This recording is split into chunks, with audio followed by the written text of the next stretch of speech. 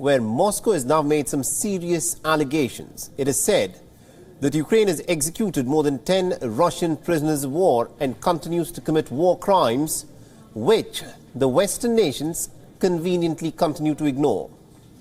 The reports say that a video has now been circulating on social media in Russia, which, according to the Kremlin, shows the execution of Russian prisoners of war.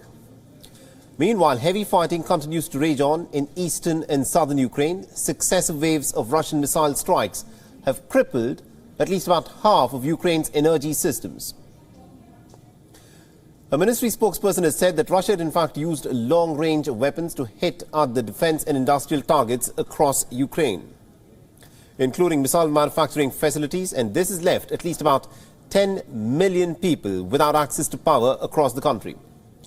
Authorities in some areas have in fact ordered to force emergency blackouts.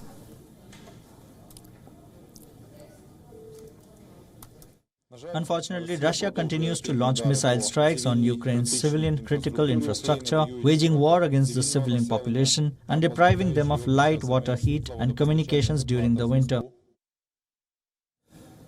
And with temperatures falling and the capital Kiev seeing its first snow of winter, authorities are in fact struggling to restore power nationwide. The United Nations has already warned of a humanitarian disaster in Ukraine this winter due to power and water shortages. Relations also are extremely frayed between Russia and the United States. A meeting between the two powers on nuclear proliferation nears, but Putin and Biden have no plans to meet for the time being. And Moscow's defense ministry, however, hasn't ruled out the possibility of high-level meetings between the two nations. But it has also hinted that the leaders have nothing to talk about on this subject, as Ukraine and Russia hold radically opposing positions in terms of how to even begin negotiations.